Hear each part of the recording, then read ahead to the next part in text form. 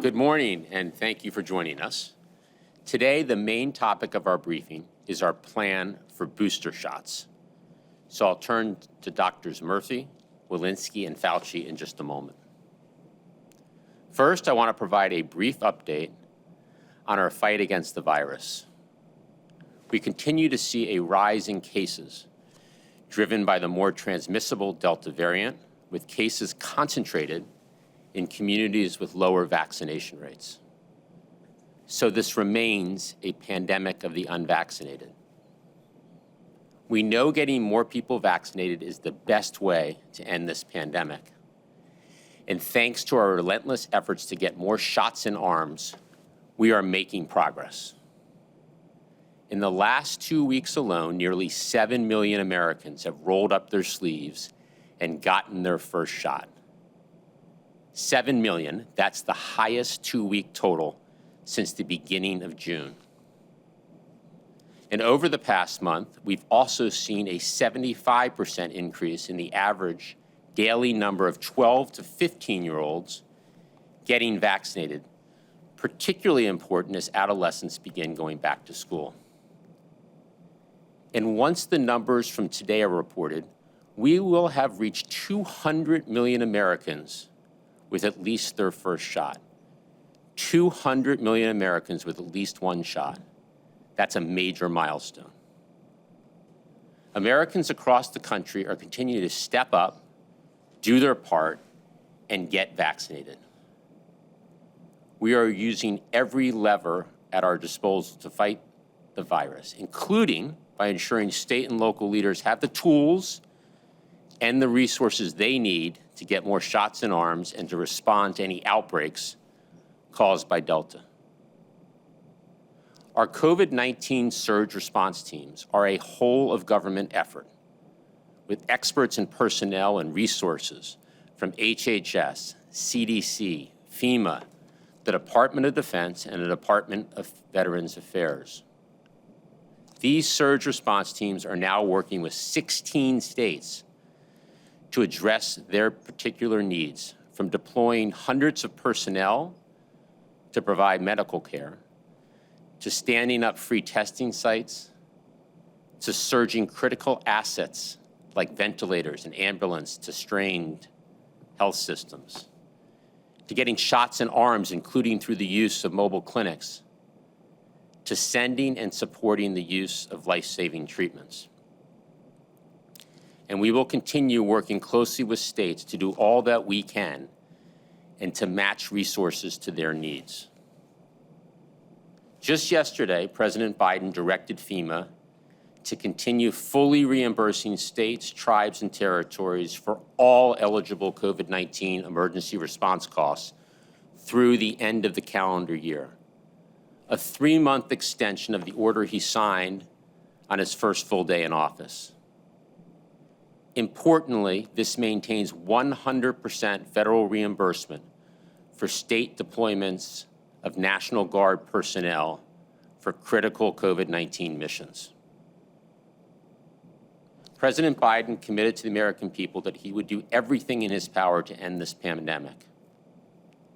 And from his first day in office, the president has marshaled a wartime effort to do exactly that. We've been preparing for every scenario, including the potential need for vaccine booster shots. Our approach on booster shots is simple, and it's consistent with our approach on every other front of this war. Be guided by the science, and always, always stay one step ahead of the virus. Now let me turn it to Dr. Murphy to discuss our booster plans, and then Drs. Walensky and Fauci to discuss the science behind the plan. Over to you, Dr. Murphy. Well, thanks, Jeff, and it's good to be with all of you again today. Today, I want to update you about where we are regarding boosters for fully vaccinated individuals. Our top priority has always been protecting people and their families from COVID-19. And we have been fortunate to have safe, effective vaccines that offer outstanding protection against the worst outcomes of this virus: severe disease, hospitalization, and death. The COVID-19 vaccines that are authorized in the United States have been remarkably effective, even against the widespread Delta variant. But we know that even highly effective vaccines become less effective over time. Our goal has been to determine when that time might come for the COVID-19 vaccines so we can make a plan to take proactive steps to extend and enhance the protection the vaccines are giving us. Having reviewed the most current data, it is now our clinical judgment that the time to lay out a plan for COVID-19 boosters is now. Recent data makes clear that protection against mild and moderate disease has decreased over time. This is likely due to both waning immunity and the strength of the widespread Delta variant. Even though this new data affirms that vaccine protection remains high against the worst outcomes of COVID, we are concerned that this pattern of decline we are seeing will continue in the months ahead, which could lead to reduced protection against severe disease, hospitalization, and death. That is why today we are announcing our plan to stay ahead of this virus by being prepared to offer COVID-19 booster shots to fully vaccinated adults 18 years and older. They would be eligible for their booster shot 8 months after receiving their second dose of the Pfizer or Moderna mRNA vaccines. We plan to start this program the week of September 20th, 2021. I want to be very clear. This plan is pending the FDA conducting an independent evaluation of the safety and effectiveness of a third dose of the Pfizer and Moderna mRNA vaccines, and the CDC's Advisory Committee on Immunization Practices issuing booster dose recommendations based on a thorough review of the evidence.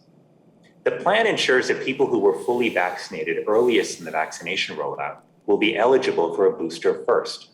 This includes our most vulnerable populations, like our healthcare providers, nursing home residents, and other seniors. We will also begin delivering booster shots directly to residents of long-term care facilities. For people who received the Johnson & Johnson vaccine, we anticipate vaccine boosters will likely be needed.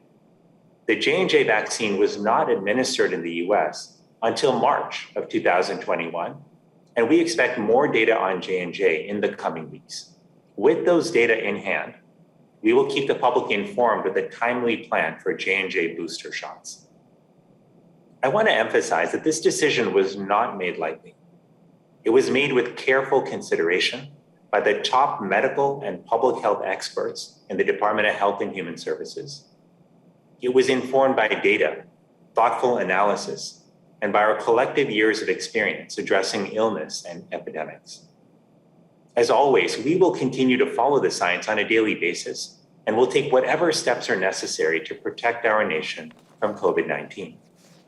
This plan to administer booster doses does not change our commitment to vaccinating those who are not yet vaccinated here in the US and around the world. The overwhelming majority of hospitalizations and death continue to occur among the unvaccinated. We will continue to ramp up efforts to increase vaccinations here at home and to ensure people have accurate information about vaccines and access to vaccinations. We will also continue to expand our efforts to increase the supply of vaccines for other countries, building on the over 600 million doses we have already committed to donate globally. We understand well that global pandemics require a global response and strong leadership, and we will not stop until America and the world are vaccinated against COVID-19. I'm speaking to you today as your Surgeon General, but most importantly as a fellow American who has felt the pain of losing family members to this disease, and who hears each day the stories of people whose lives have been upended and forever altered by COVID-19. The brave doctors and nurses in our hospitals, the teachers working to get our kids back to school, and the frontline workers who have put themselves on the line to make sure we can get groceries and supplies. We all want this pandemic to be over. And right now, our quickest path to getting COVID-19 under control, once and for all, is getting vaccines to those who need them as quickly as possible. So here's what you need to know. If you are fully vaccinated, you still have a high degree of protection from the worst outcomes of COVID-19, severe disease, hospitalization, and death. So we are not recommending that you go out and get a booster today. Instead, starting the week of September 20th, fully vaccinated adults could begin getting their booster shots 8 months after their second shot of an mRNA vaccine.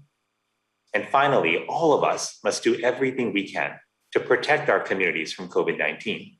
That means encouraging our family and friends, our patients and students, our coworkers and neighbors to get vaccinated.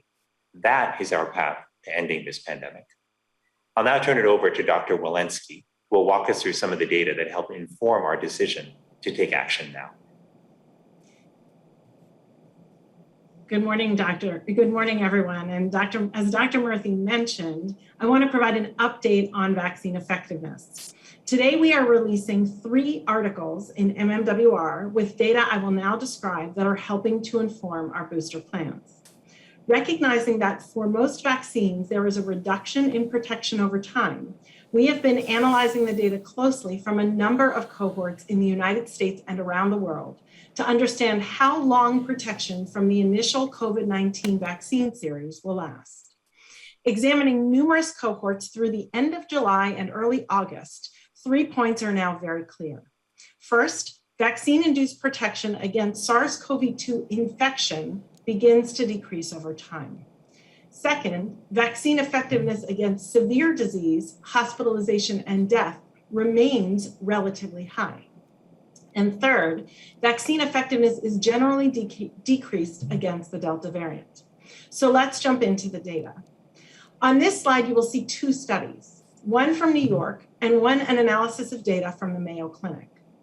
From May 3rd through July 25th, New York examined COVID-19 tests and linked them to individuals' vaccination status based on the state's vaccine records. This allowed New York to study vaccine effectiveness against infection over time for more than 10 million New Yorkers of all ages.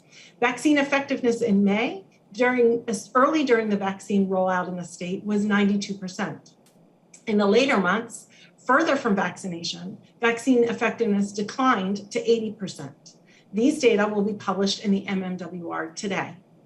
The Mayo Clinic analysis looked at vaccine effectiveness for both the Pfizer and Moderna vaccines among over 80,000 vaccinated and unvaccinated individuals across all age groups with data through July 16th. Like we saw in the New York data, vaccine effectiveness against infection declined over time. In this case, from 76% to 42% for those who received the Pfizer vaccine, and from 86% to 76% for those who received the Moderna vaccine. These data are currently available on a preprint server. Today, CDC will also publish data from our National Healthcare Safety Network, a nursing home cohort where we analyzed more than 85,000 weekly reports from more than 14,900 facilities. Weekly COVID-19 case counts were used to evaluate vaccine effectiveness over time. These data demonstrate that vaccine effectiveness declined over time from 75% in March to 53% as recently as August 1st, 2021. This represents a substantial decline in vaccine effectiveness against infection among those who are most vulnerable, including during months where Delta was the predominant circulating variant.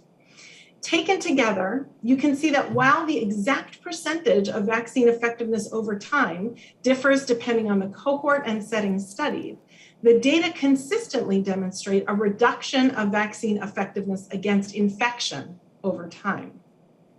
Importantly, though, despite waning vaccine effectiveness against infection, data analyzed through July continue to demonstrate a stable and highly effective protection against severe illness and hospitalization for people who are vaccinated. Included in the same reports described before, data from New York State and Mayo Clinic also show that vaccine effectiveness against hospitalization remains relatively high, both over time and during periods when the Delta variant was surging. CDC will also publish today in the MMWR data from the Ivy network, which examines data over 3,000 adults admitted to 21 hospitals across 18 states between March and mid-July. This report compares vaccine effectiveness against hospitalizations early after vaccination, within 2 to 12 weeks, and later after vaccination, between 13 and 24 weeks, and found that vaccine effectiveness against hospitalization remained high. However, in this study, only about 7% of samples sequenced were the Delta variant. Taken together, these data confirm that while protection against infection may decrease over time, protection against severe disease and hospitalization is currently holding up pretty well. As we make decisions about boosters, though, we also have to look at vaccine effectiveness in the specific context of the Delta variant.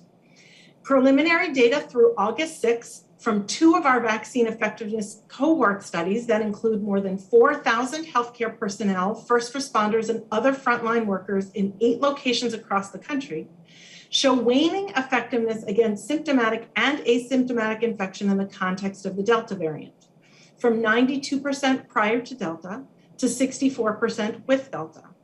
Notably, this analysis did not show difference over time, which suggests effectiveness is also decreased against Delta, independent of when you were vaccinated. These data suggest full vaccination in the context of the Delta variant may be correlated with less protection against SARS-CoV-2 infection than against prior variants. To be clear, our top priority is to save lives and prevent severe infections. The data we will publish today and next week demonstrate that vaccine effectiveness against SARS-CoV-2 infection is waning. And even though our vaccines are currently working well to prevent hospitalizations, we are seeing concerning evidence of waning vaccine effectiveness over time and against the Delta variant. Additionally, reports from our international colleagues, including Israel, suggest increased risk of severe disease amongst those vaccinated early. Given this body of evidence, we are concerned that the current strong protection against severe infection, hospitalization, and death could decrease in the months ahead, especially among those who are at higher risk or who were vaccinated earlier during the phases of our vaccination rollout. In the context of these concerns, we are planning for Americans to receive booster shots starting next month to maximize vaccine-induced protection. Our plan is to protect the American people and to stay ahead of this virus. Before I turn things over to Dr. Fauci to share the immunologic data informing our decisions, I want to emphasize one final thing. Our vaccines continue to offer the best protection against severe COVID illness. While we are still learning about how these vaccines perform over time and how long they will last against emerging variants, one thing is very clear. Getting vaccinated can keep you out of the hospital. Getting vaccinated can save your life.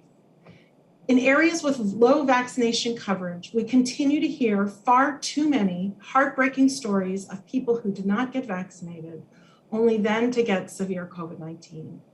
In these areas, the data are showing us that the more people who are in the hospital, and tragically, more people are dying of COVID-19. We are currently averaging over 500 COVID-19 deaths per day, and these remain largely preventable. If you are still unvaccinated, please get vaccinated. The single best action you can take to protect yourself and others is to simply get vaccinated in the first place. And now I will turn things over to Dr. Fauci. Thank you very much, Dr. Walensky.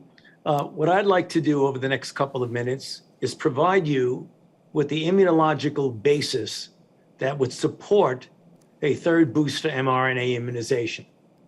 I will make 4 points and show you representative data from each of these. First, antibody levels decline over time. Second, higher levels of antibody are associated with higher levels of efficacy of the vaccine. Third, higher levels of antibody may be required to protect against the problematic Delta variant. And finally, a booster mRNA immunization increases antibody titers by at least 10-fold and likely much more. Next slide. So let's take the first concept, that antibody levels decline over time, in this case, following 2 mRNA immunizations, and that's regardless of the variant. So if you look at the horizontal axis, at day 29 is when you get your second shot. You can see the level of antibodies go up at 43 days, but look what happens at 119 and 209 days. Regardless of the variant involved, the antibody levels against those variants decline over time. Next slide. Next concept, that higher levels of antibody are associated with higher levels of vaccine efficacy. This is often referred to as an immune correlate. And this is a paper recently published in a preprint server. And what it shows is that a model of vaccine efficacy, in this case, based on the Moderna phase 3 trial, showed that 4 weeks after the second dose, that what you have is a serum neutralization titer of 1 to 100, which goes up from the vertical red line. That gives you an efficacy of 91%. But if you look at the dark black line going from left to right, as you go further up, you get a higher degree of efficacy. So the higher the neutralization titer, the higher degree of efficacy of the vaccine in this model. Next slide. Third issue, higher levels of antibody may be required to protect against Delta. And I'm showing you data now, both from Moderna on the left and a paper in the New England Journal has very similar data from Pfizer. So if you look at the left panel, what you're measuring is neutralization titer after 2 doses of the immunization. And the open circles are the same people as in the pink circles. And you're looking at the fact that the neutralization titer required to neutralize the standard prototype D614G, which was the original variant, is clearly the titer is much lower. As you see, it all goes down in pink when you're dealing with Delta. Next slide. The next concept, and that gets to the booster. The booster mRNA immunization increases antibody titers by at least tenfold. These are data from Moderna, but Pfizer has announced very similar data. The bottom line is, if you look first at the left panel, the first column is looking at the antibody titers just before the third dose. And then 15 days after the third dose is shown right next to it that says D15. As you can see, a remarkable increase in titers against the 614G, the B1351, the P1, and in the Pfizer data, which you expect would be very, very similar to the Moderna, it was also against the Delta variant. So you get a dramatic increase in antibody titers when you do a third immunization dose. Last slide. And so in summary, the current immunological data that indicate that antibody levels decline over time, higher levels of antibody are associated with a higher level of efficacy, higher levels of antibody may be required to protect against Delta, and as I showed you on this former slide, a booster mRNA immunization increases antibody titers by multiple fold. All of this support the use of a third booster mRNA immunization to increase the overall level of protection. We'll go back to you now, Jeff. Thank you, Drs. Murphy, Fauci, and Walensky. I want to be clear, the President's whole of government vaccination effort is ready to get every American who needs one a booster shot. Pending FDA and ACIP approvals, boosters will be available starting the week of September 20th. The plan is for the rule to be simple. Get your booster shot 8 months after you got your second shot, I apologize. So if you got your second shot on February 1st, you can get a booster starting on October 1st.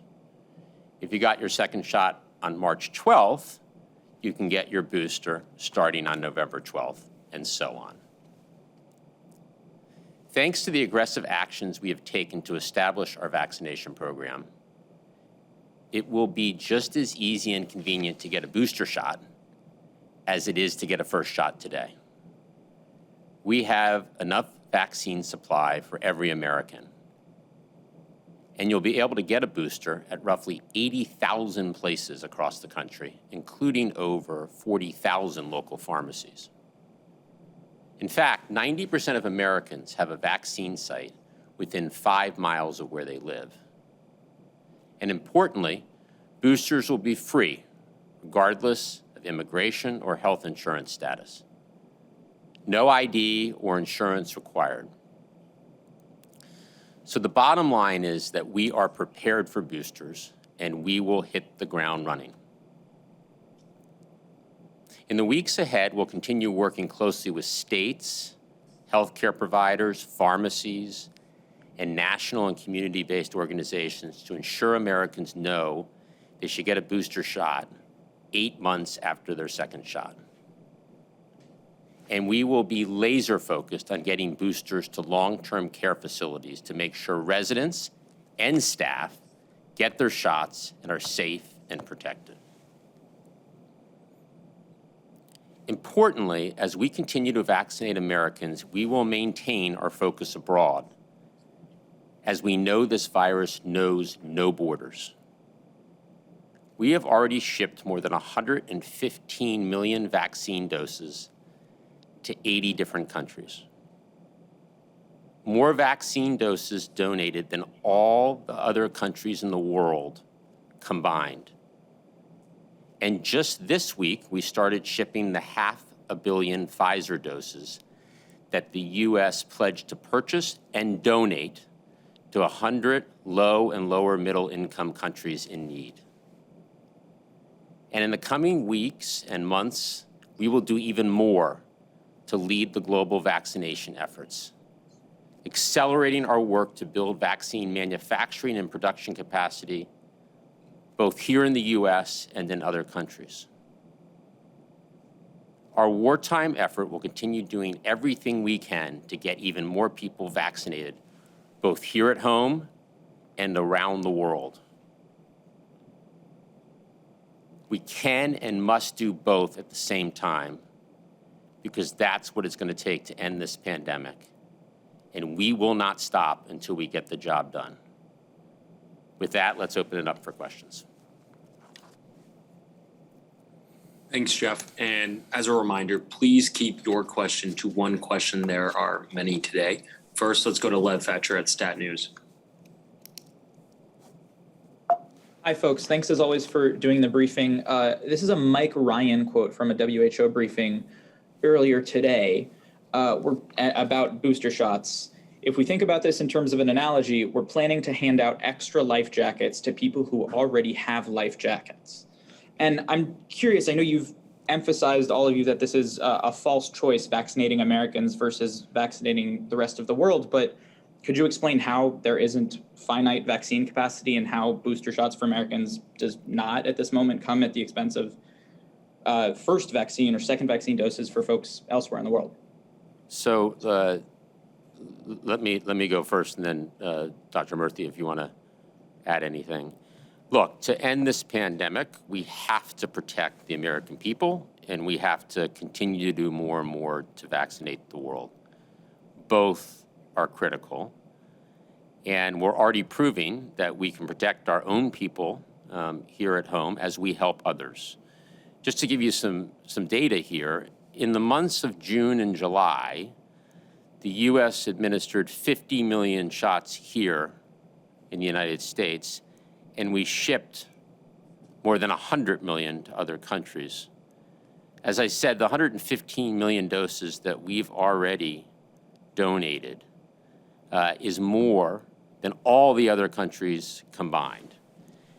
And during the coming months, when we talk about booster shots, we expect to give about 100 million boosters in the United States. And at the same time, we will be donating more than 200 million, twice that number, additional doses to other countries, on our way to donating more than 600 million vaccines. So We are continuing to serve, as the President has said, as an arsenal for vaccines for the world, and you'll see us do more and more. This builds on our support of the TRIPS waiver, our commitment to COVAX, where we are the largest contributor, the Quad partnership, which we helped to establish, which is on track to produce at least 1 billion doses of COVID vaccine in India for the Asia region by the end of 2022, and our work to support vaccine manufacturing in Africa by providing financing to a South African business to bolster manufacturing capacity to produce more than 500 million doses. And we're just going to keep going and going and going. So this is a situation where we're going to do both. We're going to both protect the American people, and we're going to do more and more to help vaccinate the world. Dr. Murphy? Well, thanks, Jeff. And Lev, good to hear your question. Appreciate it. Look, I do not accept the idea that we have to choose between America and the world. We clearly see our responsibility to both, and that we've got to do everything we can to protect people here at home while recognizing that tamping down the pandemic across the world and getting people vaccinated is going to be key to preventing the rise of future variants. We know that, we see that clearly, and we believe we have to work on both fronts as we have been. But Lev, when we see data that is giving us essentially indications that protection is starting to diminish in terms of mild, moderate disease, when we recognize that if this trajectory continues, that people who are well protected today may see more vulnerability in the future, we have to act. The science tells us that, our clinical judgment tells us that, and that was a collective decision of the top public health and medical experts in this administration. So again, we will do everything possible to protect people in our country. That's why we're announcing this booster plan. But we will also continue to accelerate our efforts to vaccinate the rest of the world. We take that responsibility very seriously. Next question, please. Cheyenne Haslett at ABC News. Hi, thanks for taking my question. How realistic is that September 20th launch date, given that we haven't seen the official EUA request from Pfizer or Moderna yet? That is the date that we're working toward, and as we've said, that is obviously pending both the FDA's approval and the ACIP's recommendation. So that is the date that we are prepared for at the beginning of the week of September 20th. Next Jeremy question. CNN. Hey there, thanks for taking my question. First of all, why did you guys decide not to limit this to older and more at-risk Americans and simply say that all vaccinated people will need a booster shot after 8 months? And secondly, you say in this statement that the protection against severe disease, hospitalization, and death could diminish. How certain are you about that? And are you saying over time that you do not believe these vaccines will continue to be highly effective at preventing hospitalization and death? Thanks. Let's start with you, Dr. Murphy. Well, thanks, Jeremy, for that question. Look, first I would say that when we look at the data, we see a reduction in protection against mild to moderate disease across age groups. And that was an important part of why we made this recommendation for all adults. We want to protect all adults in our country from the worst effects of COVID-19. But our plan does prioritize the most vulnerable. If you look at how we began vaccinating people, Jeremy, over at the beginning of the vaccination effort, we prioritized healthcare workers, long-term care facility residents, and the elderly. And those are exactly the same populations that we will be starting with. So we do prioritize the most vulnerable. We think that's going to be essential, in our goal to ultimately to protect the country and save the most lives. Next question. Alice Park at Time.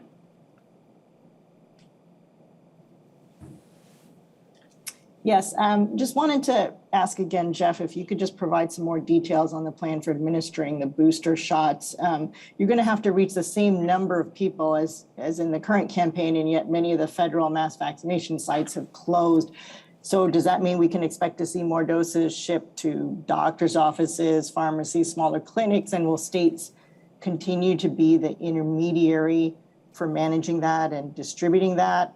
And secondly, for Dr. Fauci, can you tell us, you focused a lot on the data looking at antibody responses to vaccines. Can you tell us what we've learned about the T cell response and what role that plays in any decision to recommend boosters or, continue to recommend boosters in the next year or even years to come? So the first question, there are 80,000 sites across the country. As I mentioned, 90% of Americans live within 5 miles of a site. The booster will be administered at the 8-month mark, beginning at the 8-month mark. We're going to be working very closely, as we have throughout, with the governors and local state officials to make sure that we have the number of places for people to get vaccinated in a convenient way, enough vaccinators in the field. FEMA stands ready to help in any way. As I mentioned, that reimbursement's been extended, 100% reimbursement. So we will make sure that it is convenient and easy for all Americans to get their free vaccine, their booster shot, at or around their 8-month mark. Over to you, Dr. Fauci.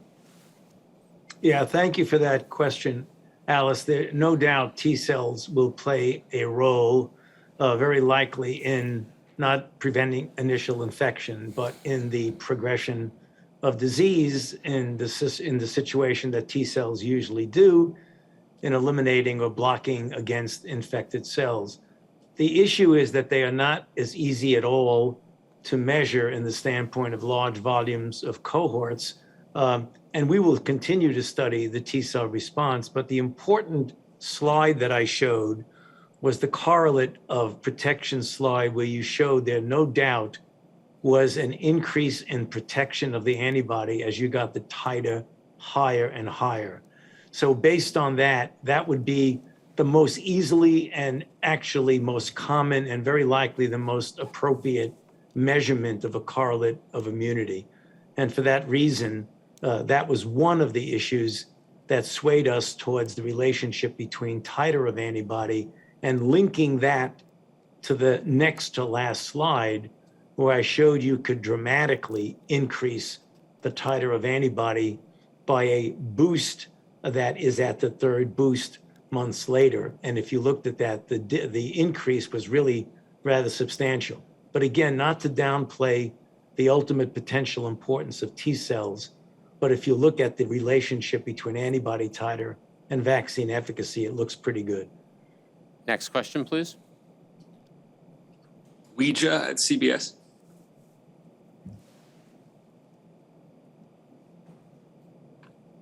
Hi, thanks so much for taking my question.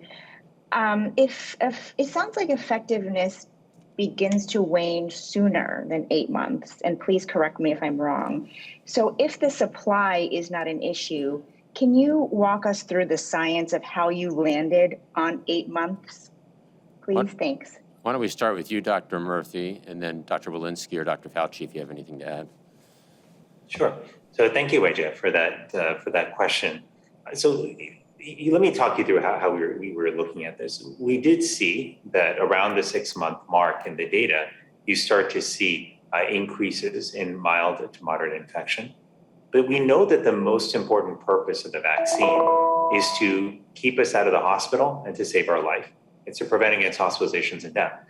And fortunately, we are seeing that still holding at a high level, which is good news. But our anticipation is that if the trajectory that we are seeing continues, that we will likely see in the future a increase in breakthrough hospitalizations and breakthrough deaths. And that's why we used our judgment, Weijia, to make a determination of when that point may be. And that's how we came to the 8-month mark. I want to be clear, though, there's nothing magical about this number. Could it have been 1 week earlier, 1 week later? This is where judgment comes in. And it's why we put so much time and thought into this decision, why we pulled the best public health and medical minds from together around the department to look at the data, to discuss it a number of times, and then ultimately to come to that determination. And lastly, let me just say this, Weijia. We have said over the last several months that we are looking at the data closely, and when we see a signal, that we will let the public know and tell them what our plan is. And that's exactly what we're doing today. We put the best minds together in administration. We looked at the best data that we had. We saw a signal. And now we are sharing our assessment with the public with a plan for how to make sure that the protection people still have today from the vaccine will continue in the future. And maybe if I might, Jeff, just add, another piece of data that we've been looking at is our international colleagues who are ahead of us, both in the Delta surge, as well as have vaccinated a few weeks ahead of us in terms of large portions of their population that have been vaccinated. And data we're seeing from our international colleagues, specifically and especially Israel, have demonstrated a worsening of infections amongst vaccinated people over time. And so we remain concerned about that as we see in the context of Delta variant, some breakthroughs that are occurring and decreased vaccine effectiveness that is occurring in the context of infection. We are watching other countries, the experience of other countries carefully, and concerned that we too will see what Israel is seeing, which is worsening infections over time. Yeah, and Jeff, one other thing, it has been such a almost reproducible phenomenon with COVID-19. If you wait for something bad to happen before you respond to it, you find yourselves, you're considerably behind your real full capability of being response. So as Vivek said in the introduction, you want to stay ahead of the virus. And if you look at the indications that we've had, including with what Dr. Walensky just mentioned, you don't want to find yourself behind playing catch up. Better stay ahead of it than chasing after it. Next question, please. Felicia Schwartz at the Wall Street Journal. Hi, thanks. What will it mean to be fully vaccinated once people are eligible for boosters? Will it be 3 shots or 2 shots? Dr. Murphy? Well, so on that question, right now, I think what's very important for people to know is that if you've gotten both shots of your mRNA vaccine, you are fully vaccinated right now. You have a high degree of protection against the worst outcomes of COVID-19.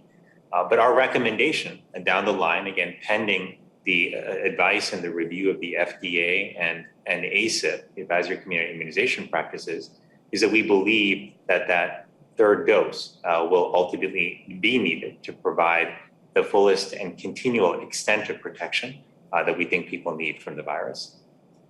Next question. Josh Wingrove, Bloomberg.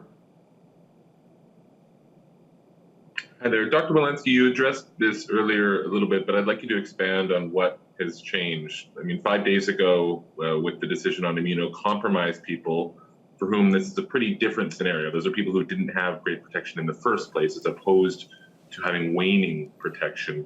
You made a point of saying repeatedly that booster shots weren't needed for the time. And now 5 days later, not only are they being announced, they're being announced for everyone. Is it the Israeli data in particular that changed your mind? Why the change of position over 5 days? And can you also clarify, Dr. Murphy said this is only adults. Pfizer was EUA'd for 16 plus in December, so we're not that far away from 16 and 17-year-olds being eligible. Should they get a booster when they are at 8 months, or should they not get a booster when they are at 8 months? Thank you. Thank you, Josh, and thanks for actually noting that clarification. So we made, based on the FDA review and ACIP, and exactly as you said, the note that immunocompromised people actually never got really a good immune protection to begin with. We noted that as of now, we should be offering a third dose of vaccine to our immunocompromised people, anyone immunocompromised who's eligible for vaccination. However, what we've seen over the data that really has been analyzed over the last week or two from data through July, because it was important to really understand the impact of the Delta variant here, we are starting to see waning immunity with regard to symptomatic infection, not severe infection, but symptomatic infection. So we're staying ahead of this virus. And what we are saying is we are planning for a time in, September 20th to say, as we are following, symptomatic infection is waning. We have not yet seen that severe disease and hospitalizations is really waning. That's remaining relatively stable, but we're looking at other countries. And as we do so, we're seeing worsening outcomes in other countries. And in the context of all of these studies, different cohorts, different settings across the country, and our international colleagues, we've made the decision to plan for these booster doses. Dr. Murthy, do you want to address the 16, 17-year-olds? Sure. So it's a good question. And when it comes to 16 and 17-year-olds and minors in general, we are going to let the FDA weigh in on that, obviously, do their thorough review. And then based on their recommendations and ACIP's recommendations, we will have guidance to share for those who are under 18. I also just want to underscore one thing to your question about the last 5 days in our message. I want to be very clear that what we have said before, which is still true today, is we do not believe that the general population needs booster shots today. That was true yesterday, it was true 5 days ago, it was true a few weeks ago.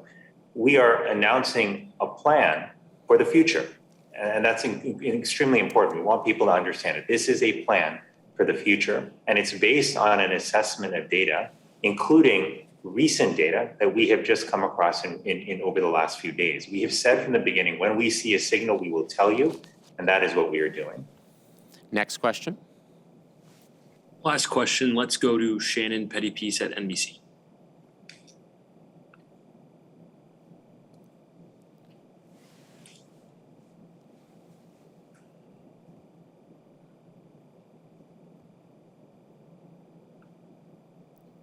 Kevin, we're not hearing a question. We are not.